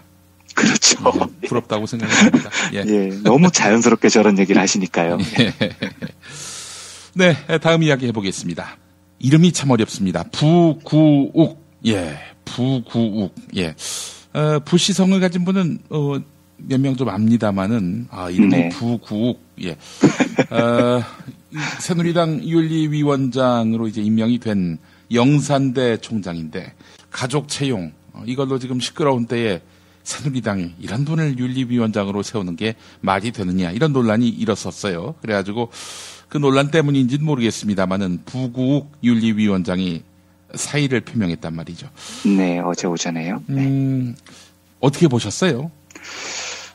저는요, 부국이라는 사람은 당연히 사퇴를 해야 한다고 생각을 합니다. 여당 윤리위원장 뭐 가당치도 않은 이야기죠. 그런데 제가 이게 그 경제와는 상관없는 이야기인데 굳이 이 이야기를 오늘 꺼내서 좀 청취자분들께 그 시간을 내서 말씀을 드리려는 이유는 이분이 사퇴를 하는 이유가 지금 김용민 PD님께서 말씀하셨듯이 딸을 영산대학교의 산학협력단 자문 변호사로 그 위촉을 한 사실이 알려져서 가족 채용 논란 때문에 자기가 도의적 책임을 지고 그만둔다. 저는 이 모양새가 너무너무 화가 납니다. 그러니까 부국이라는 사람은 사퇴를 해야 되는데 그 사퇴의 이유가 가족 채용 논란이 아니고요. 이 사람은 역사에 죄를 지었기 때문에 사퇴를 해야 되는 사람입니다. 예. 부국 사퇴한 그 영산대 총장은 1991년 제가 몇 번 소개를 해드렸던 강기훈, 김기설, 유서대필 사건 때 2심 배석 판사였었습니다. 그래서 강기훈 선생을 동지의 유서를 대필했다는 말도 안 되는 판결을 내린 장본인이었죠. 이 사람은 여당 윤리위원장 하면 안 되는 사람입니다. 역사에 씻을 수 없는 죄를 지었다는 이유 때문입니다. 저의 집착일 수도 있는데요. 1991년을 제가 잘 잊지 못했기 때문에 자꾸 이렇게 방송으로 말씀을 드리는데 오늘 가급적으로 이걸 마지막으로 하겠습니다. 91년 이야기는 마지막으로 말씀을 한번 드리겠습니다. 몇 번 말씀드렸지만 그 유서대필 사건이라는 건 1991년 공안정국이 조성됐을 때 노태우 정부가 민주화운동 진영을 탄압하기 위해서 이제 당시에 스스로 목숨을 끊었던 김기설 씨의 유서를 동료인 강기훈 선생이 대필해주고 자살을 방조했다는 황당한 혐의를 씌웠던 사건이었습니다. 그런데 그 일의 재판 과정이요. 정말 좀 거칠게 말하면 진짜 골 때렸었습니다. 이게요. 강기훈 선생이 김기설 선생의 유서를 대필했다. 그러려면 증거가 있어야겠죠. 그게 바로 이제 두 사람의 필적입니다. 근데 검찰이 내세운 유일한 증거는 국가수가 김기설의 유서와 강기훈의 필적이 똑같다 이렇게 발표를 한 것 딱 하나였었어요. 그런데 이게 나중에 다 조작됐다는 게 밝혀집니다. 그게 아무튼 근데 검찰의 증거는 이거 딱 하나였던 거예요. 근데 반대로 그 유서 필적하고 강기훈 선생의 평소 필적이 다르다는 증거는 정말 산더미였습니다. 그때 민민훈 진영에서는 증거의 홍수다 이렇게 표현을 할 정도였어요. 그런데 재판부가 이걸 모조리 증거로 채택을 안 합니다. 그리고 이게 엉터리 수사를 감행한 검찰만 나쁜 놈들이 아니었던 게요. 재판부는 더 나쁜 놈들이면 더 나쁜 놈들이었지 절대로 덜한 놈들이 아니었었다고. 증거를 하나도 채택을 안 하거든요. 이게 나중에 2007년 그 진실화웨이 권고로 진실이 밝혀진 이후의 일인데요. SBS 그것이 알고 싶다. 여기에서 나는 유서를 쓰지 않았다. 강기훈 유서 대필 사건의 진실이라는 프로가 방송이 됐습니다. 근데 이제 여기서 PD가 당시 재판에 참여했던 판사들한테 다 전화를 건 거예요. 물어보니까요. 대답을 어떻게 하냐면 이런 식입니다. 이게 그 3심대 배석 판사였는데 저 강기훈이 얼마 전에 진실화해위원회에서 요까지 얘기를 하니까 말을 딱 끊으면서 난 몰라요. 전혀 몰라요. 이렇게 얘기를 합니다. 지들이 판결해놓고는 그러니까요. 그래서 아니 그때 3심 때 혹시 이렇게 말을 했더니 전혀 관여한 일이 없어요. 이렇게 얘기를 합니다. 전혀 관여한 일이 없대요. 3심 배석 판사가요. 그러면서 어떻게 얘기를 하냐면 주심이 아니면 그때 그냥 이야기 듣고 하는 거니까 거의 다 주심 대법관의 의견대로 되는 거야. 합의가. 이러고서 전화를 끊어버렸습니다. 아 진짜 비겁하지 않습니까?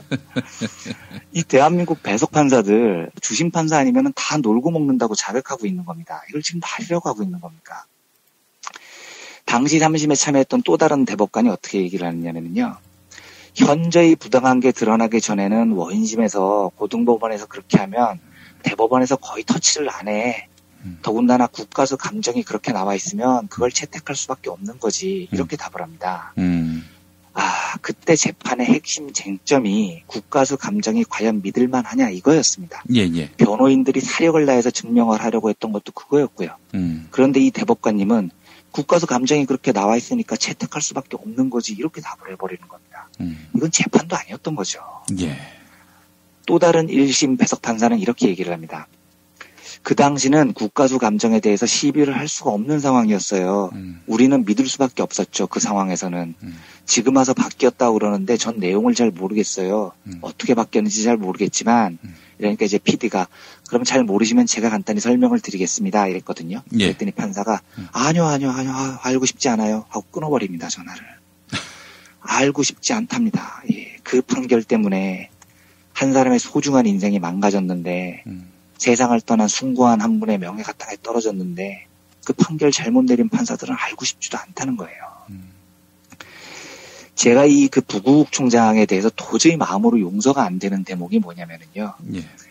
이 사람이 2014년 2월에 SBS 현장 21팀이라는 곳하고 인터뷰를 했습니다. 예. 근데 이 사람이 이렇게 밝힌 적이 있었어요. 예. 나는 아직도 강기훈 씨가 범인이라고 생각한다.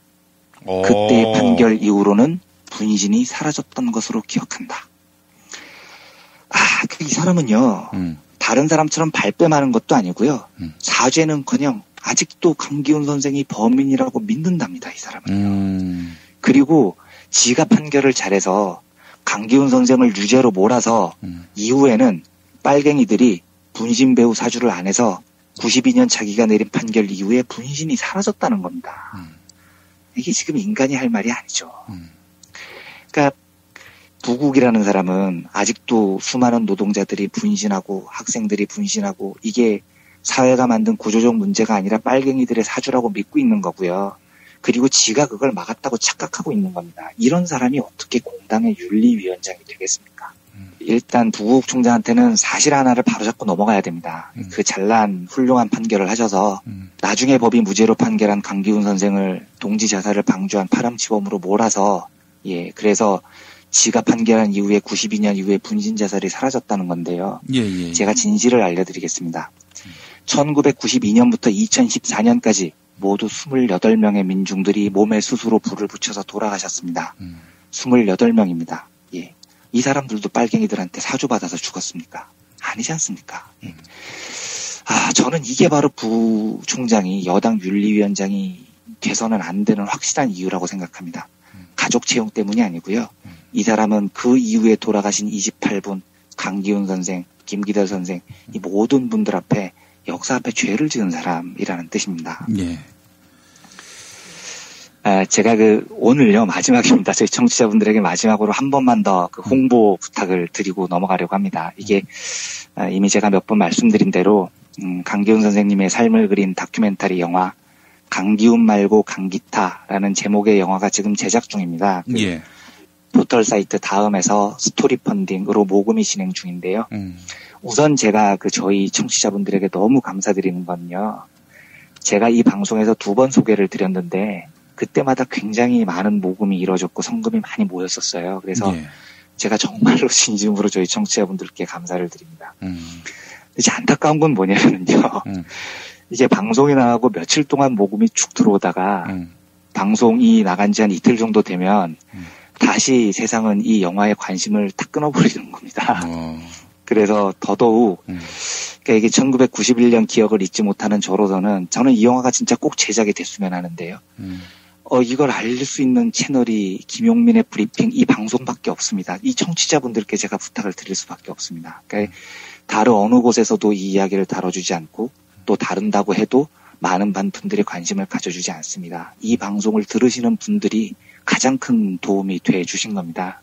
그래서 제가 녹음을 하기 전에 이제 권경원 감독하고 잠깐 이야기를 나눴는데요. 일부러 많은 말씀을 안 하시더라고요. 그런데 제가 대충 들어보니 지금 제작 여건이 얼마나 열악한지를 짐작할 수는 있었습니다. 원래는 올 여름 완성을 목표로 달려왔던 영화인데 제작비 문제로 끝내 완성이 좀 더 뒤로 미뤄질 것 같더라고요. 그리고 제가 솔직하게 물어보니까 제작하고 배급까지 총 한 1억 원 정도의 자금이 필요한다고 하는데 지금까지는 이제 서울시에서 지원금을 3천만 원을 받았고요. 예. 저희 청취자분들이 도와주신 덕분에 스토리 펀딩 모금을 통해서 한 2,500만 원 정도가 모여 있고요. 그래서 한 반 정도의 자금으로 지금 운영을 하고 있다고 합니다. 예. 그리고 이건 제가 100% 장담 드릴 수 있는 건데 제가 사정을 알지만 지금 거기에서 일하신 스태프들 전부 무임금으로 자원봉사로 일하고 계십니다. 그래서 제가 지금 기대를 할 건 그분들이 부디 이 어려움을 잘 이겨내셔서 1991년에 5월, 6월 그때의 일을 기록으로 남겨주기를 바랄 뿐입니다. 그리고 제가 이 일을 알리고 도움을 청할 곳이 김용민 PD님과 여기 들어주시는 청취자분들밖에 없어서 한 번만 더 죄송스럽지만 부탁을 드립니다. 부디 그 다음 스토리 펀딩에서 강기훈을 검색해 주시고요. 조금씩 정성을 좀 모아 주십시오. 그래서 이 영화가 개봉되는 날 저는 이 부국 같은 사람한테 그날 연락하려고요. 너도 이 영화 좀 보라고. 너는 그렇게 살아도 그날의 사건을 올바로 기억하고자 하는 사람들이 아직도 남아있다는 사실을 저는 꼭 그 작자들한테 전하고 싶습니다. 예. 그래서 청취자분들의 연대와 따뜻한 도움의 손길을 마지막으로 다시 한번 간곡하게 청하겠습니다. 예. 다음 스토리 펀딩에서 강기타 많은 관심, 많은 참여 바라겠습니다. 그 사건에 대해서 PD가 소상히 말씀드리겠다라고 하니까 됐어. 네. 알기 원치 않아 하는 그분들에게도 초청장을 보내야 되는 거 아닙니까? 꼭 제가 이름 반드시 알아내서 제가 꼭 보내려고요. 너희들이 모르면 안 되지. 이렇게 네. 또 앞장에 좀 적어주시면 감사하겠습니다. 그러겠습니다. 예. 네, 이완배 기자님과 함께하는 경제의 속살 함께했습니다. 수고하셨습니다. 네, 감사합니다. 여러분 안녕하세요. 민중의 소리 아나운서 정혜림입니다. 이 어묵한 여왕님 치하에서 다들 잘 견디고 계시죠? 오늘도 종편의 주옥 같은 헛소리에 혼이 정상인 듯 정상 아닌 비정상 같은 여왕님의 우주 타령에 고구마 100개쯤 한꺼번에 삼킨 듯 답답한 마음에 죄 없는 가슴팍만 두들겨대고 계세요. 이젠 시원한 사이다 같은 민중의 소리와 함께하세요. 잘 키운 진보 언론 열종편 안 부럽습니다. 한 달 10,000원 소액 CMS 후원으로 민중의 소리에 큰 힘이 되어주세요. 1661-0451 1661-0451 전화 기다릴게요.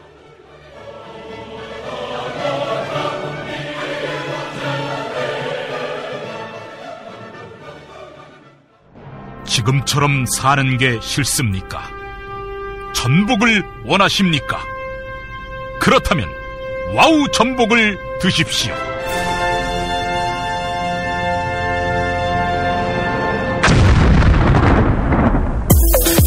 와우! 전복을 먹으면 입맛 잃고 무기력했던 삶이 전복되고 시름시름하던 몸 상태가 전복됩니다.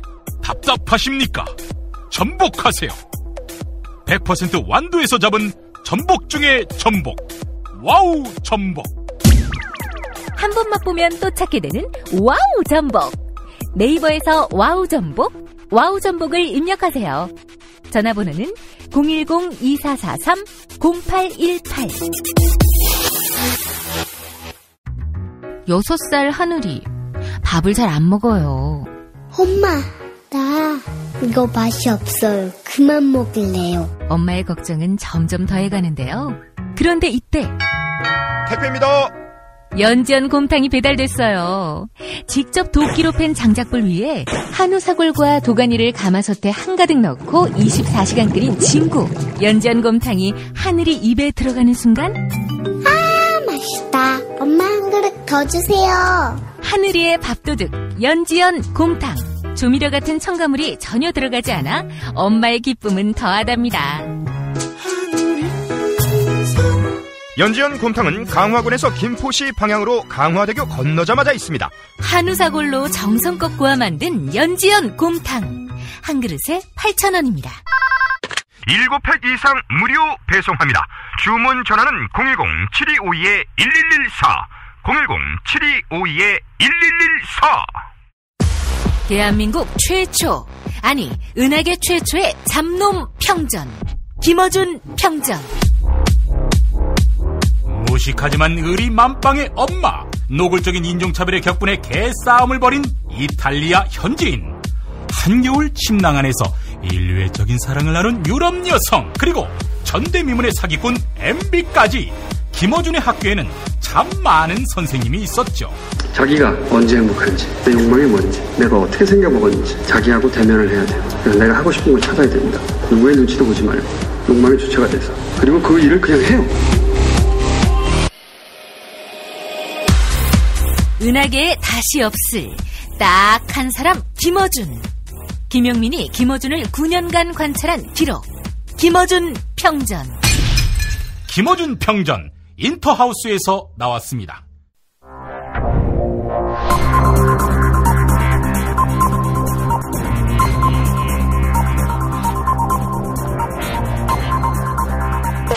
공화국 논평. 어제는 동지였다가 오늘은 반대편으로 돌아선 자를 배신자로 여기고 죽는 그날까지 용서치 않으시는 뒤끝의 마왕 박근혜 동지께서는 한상균을 시원하게 감옥에 보내버리고는 그 다음 날 국정원 여직원 김하영은 감금된 게 아니라 스스로 문을 걸어 잠근 거라고 판결한 서울중앙지법 판사 심담에 대한 강도 높은 국가적 중대 조치를 취하실 계획을 표명하시고 구체적인 공격 방침을 제시하셨다. 경애하는 박근혜 동지의 단호한 결심은 이틀 만에 배신자가 된 심담에 대한 격한 분노의 표시다. 심담은 민주노총 위원장 한상균에게 사상 유례 없는 단군 이래 최고의 형량, 노동자 대표에 대한 5년 시경 선고로서 선거 참패, 민심 위반으로 답답해진 박근혜 동지 가슴에 가스 활명수, 가스명수, 위생천, 위청수를 3대 2대 2대 3으로 섞은 것과 같은 감동과 전율을 일으켰으면서도 그 이튿날 국정원 여직원의 인권 침해가 아니라 증거인멸이다, 도주다, 이렇게 판결함으로써 박동지를 참을 수 없이 모독하고 우롱하고 천추의 한이 될 망동을 저질렀다. 이는 처절한 대가를 자초하는 악수 중에 최악수가 될 것이다. 심담은 특히 박근혜 동지가 대선 토론회에서 여직원 감금, 여직원 인권 침해라고 수사 가이드라인을 넘어서 판결 가이드라인까지 제시했음에도 이를 무시하고 억지 논리를 펴며 처잘났다고 한 문재인이 옳았다고 손을 들어주었는데, 이틀 전 한상균을 갈갈이 찢어놓은 판결은 사실 이번 판결의 충격파를 희석시키기 위한 일종의 쇼였음이 드러났다. 차라리 한상균 집행유예, 국정원 여직원 감금한 야당 의원 무죄, 이렇게 일관성 있게 판결했다면 원래 그런 새끼, 좌파인 새끼로 여겼을 것이다. 그러나 약주고 엿주고 하는 이런 판결은 박동지에 대한 체질적인 거부감과 적개심을 노골적으로 드러내는 것으로서 추호도 용납할 수 없는 포악무도한 도발 행위다. 심담은 각하에게 찾아가 큰 절을 올리면서 이정현 재판을 맡게 되면 무조건 무죄로 판결하겠습니다라며 참회의 눈물을 흘려야 할 것이다. 만약 이를 거절할 시에는 박동지의 치솟는 분노와 경천동지할 탄압의 불벼락을 받게 될 것이다. 심담, 니네 부모님 집 옆에 사드 기지가 생겨도 또 원전이 생겨도 네가 버틸 수 있단 말인가?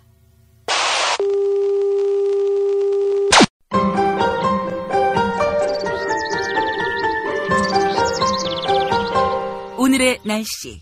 어제 반짝 햇살이 있었는데요. 오늘은 장마전선이 북상하면서 중부지방에 최고 80mm의 장맛비가 내릴 것으로 보입니다. 내일까지 강원도와 충청, 전북, 경북 북부에 30에서 80mm의 비가 내리겠다고 밝혔습니다. 특히 중부지방에는 돌풍과 벼락을 동반한 시간당 20mm 안팎의 강한 비가 내릴 것으로 보여서 피해가 우려됩니다. 기상청은 모레부터 주말까지 장마전선이 북한으로 올라가면서 장마가 잠시 소강 상태에 들 것으로 내다보았습니다. 오늘 마무리는 탈핵을 주장해온 김익중 동국대 교수의 강연 주요 내용을 들어보겠습니다. 한 군데에다가 10개의 핵 발전소, 즉 원전을 짓겠다는 정부, 그리고 그 근방에서 벌어진 강진. 이로 인해서 우리 국민의 마음이 싱숭생숭합니다. 올 3월에 정의당이 개최했고 팩트TV가 방송한 김익중 교수 발언 들으면서 저는 인사드리겠습니다. 원래 후쿠시마에 원전 10개 있었습니다. 근데 그중에 1, 2, 3, 4, 5기 나이 많은 것들만 딱 골라 터졌습니다. 사고 날 당시의 나이를 제가 한번 계산해 봤더니요. 전부 30살 넘은 것들이었습니다. 즉 10개의 원전 중에 30살 넘은 거, 30년 넘은 거, 노후 원전만 딱 골라 터졌다는 거죠. 그리고 30살 되지 않은 건 한 개도 터지지 않았습니다. 이건 굉장히 중요한 사실입니다. 노후 원전, 수명 연장, 이게 바로 핵사고의 원인이다라는 걸 보여주는 그런 겁니다. 그래서 이런 핵사고를 봤으면 옆에 있는 우리나라는 어떻게 해야 되겠어요? 당연히 노후 원전이 위험하구나라는 것을 알아야 됩니다. 그러나 이거를 보고도 우리나라에서는 어떻게 했습니까? 월성 1호기 수명 연장했죠? 고리 1호기 수명 연장했죠? 이거는 옆에 일어난 그 정말 불행한 사건들을 보고도 배우지 못하는 그런 모습을 보여준 거다 이렇게 생각합니다. 저는 그래서 우리나라에 있는 원전들 30살 넘는 거는 적어도 운전해서는 안 된다. 후쿠시마를 봐라 이렇게 얘기를 하는 겁니다. 어쨌거나 이 상황은 앞으로도 100년 이상의 시간을 걸려서 수습이 될 거다 이렇게 봐야 됩니다. 저도 마찬가지입니다만 원자력 안전하다는 얘기를 많이 들었습니다. 그리고 핵사고의 확률은 100만 년에 한 번 정도 일어난다. 100만 분의 1이다. 이런 얘기를 전 국민이 들었습니다. 저는 특히 경주 시민이었기 때문에 직접 여러 번 들었어요. 100만 년에 한 번. 100만 분의 1. 근데 정말 그 확률로 일어났냐? 실제 발생 그렇게 했냐? 그걸 제가 한번 계산해 본 겁니다. 혹시 제 이 계산에 뭐 어디가 틀렸는지 한번 좀 살펴봐 주시기 바랍니다. 전 세계 원전 개수가 100만 개가 아니고 442개입니다. 그리고 그 중에 하나 터진 게 아니고 6개가 터졌습니다. 3마일 1개, 체르노빌 하나, 후쿠시마 4개, 6개 아닙니까? 그럼 사고 확률은 얼마예요? 쉽습니다. 442분의 6이에요. 100만 분의 1이 아니고 442분의 6이에요. 아닙니까? 계산기로 해보면 1.36% 나옵니다. 얼추 75개 중에 하나 터진 겁니다. 근데 한국에 25개 원전이 있어요. 여기서 사고 날 확률을 한번 계산해 본 겁니다. 밑에 좀 복잡한 공식이 하나 나오죠. 이거 고등학교 이과 교과서에 나오는 공식입니다. 그 공식 제가 찾아가지고 한번 해본 겁니다. 그랬더니 30% 정도가 나와요. 이게 한국에서 사고 발생 확률입니다. 하나 더 지어질 때마다 약 1%씩 증가합니다. 그게 바로 사고 확률이에요. 실제로는 이렇게 발생했던 겁니다. 그러나 원자력계가 왜 100만 분의 1이라고 얘기하냐? 그건 자기들의 그 이론치입니다. 일반적으로 이 이론치가 현실을 설명 못하면 과학계에서는 바로 버려버립니다. 그 이론은 잘못된 가설이다 하고 버립니다. 근데 원자력계는 그 잘못된 가설, 그거를 계속해서 주장하고 있는 거죠. 지금도 100만 분의 1, 1000만 분의 1의 확률로 사고 난다고 얘기합니다. 당연히 자동차 많은 나라가 교통사고 많겠죠. 바로 그 이유인 겁니다. 그래서 원전 개수 자체가 바로 핵사고의 원인이다라고 저는 보는 거죠. 그리고 앞으로도 이 확률대로 일어날 것이다라고 저는 보는 겁니다. 그게 과학적 상식이에요. 그럼 다음 사고 어디서 나겠냐? 뻔하지 않습니까? 프랑스, 한국, 중국 이런 데서 나는 거죠. 순서된 겁니다. 대한민국은. 다음 핵사고 날 순서 번호표 타놨다라고 저는 보는 겁니다. 여러분 어떻습니까? 제가 지금 너무나 무리한 근거 없는 그런 불안감 조성을 하고 있습니까? 핵사고의 원인은 원전의 개수입니다. 그 땅 넓은 러시아하고 한국하고 비교했을 때 4개밖에 차이 안 나게 되는 겁니다. 근데 그 4개 차이도 금방 극복할 겁니다. 신고리 여기다가 4개 더 지을 거고요. 신울진에 2개 더 지을 겁니다. 그리고 삼척에 4개, 영덕에 4개 더 지을 겁니다. 앞으로 20년 내로 40개 넘어갈 겁니다. 러시아보다 많아집니다. 프랑스보다 많아집니다. 전 세계 3등 될 겁니다. 중국, 미국, 한국 이게 원전 개수 1, 2, 3등이 되지 않겠냐 그렇게 짐작이 됩니다. 이 좁은 땅에 엄청나게 많은 원전이 기존에 있고 거기다가 앞으로도 더 지을 것이다라는 게 정부의 계획입니다. 원전 개수가 많아지면 사고 확률 높아집니다.